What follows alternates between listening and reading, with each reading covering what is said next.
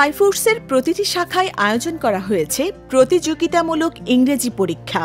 2 পর্বের পরীক্ষায় বিজয়ীদের দেয়া হবে আকর্ষণীয় পুরস্কার।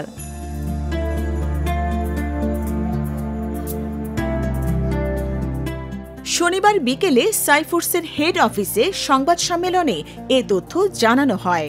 এই প্রতিযোগিতার মাধ্যমে 6 দিনই এসএসসির ইংরেজি প্রস্তুতি আসবে হাতের মুঠোয়।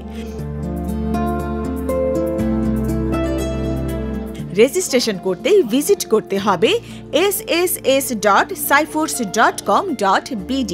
সারা দেশের যে কোনো স্থান থেকে এই আবেদন করতে পারবে শুধুমাত্র এসএসসি 25 ব্যাচের শিক্ষার্থীরা। রেজিস্ট্রেশনের শেষ সময় 8 জানুয়ারি।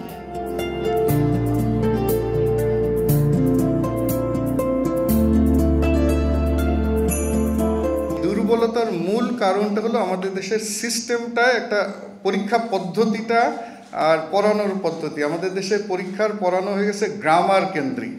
আমি একটু মজা করে বলি, ডাক্তার আসিবার পূর্বে রোগী মারা গেল, গ্রামার শিখেতে শিখেতে জীবন কাটিয়া গেল, ইংরেজি শিখার পূর্বেই বাঙালি পটল তুলিল। সিস্টেমটা গণ্ডগোল। আর তো আলহামদুলিল্লাহ আমরা এই যে এসএসসি যে এইবার আমরা যে উদ্যোগ নিয়েছি, এতদিন আমরা স্কুল কলেজ লেভেলে যাই নাই, কিন্তু এটা কেন যাচ্ছি একটু বলি।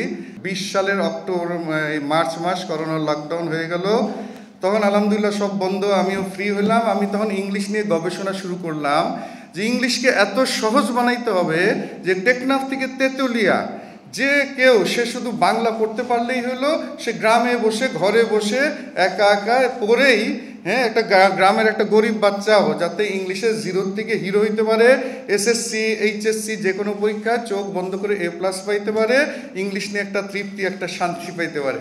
আমাদের স্লোগান হলো যেভাবে শিখেছি বাংলা এভাবে শিখবো ইংলিশ।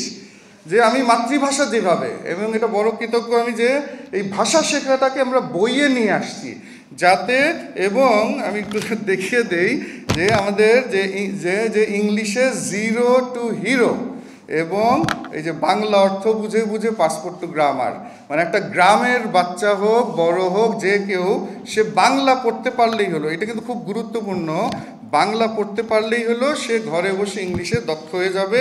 এইভাবে লেখা আমাদের বইগুলো।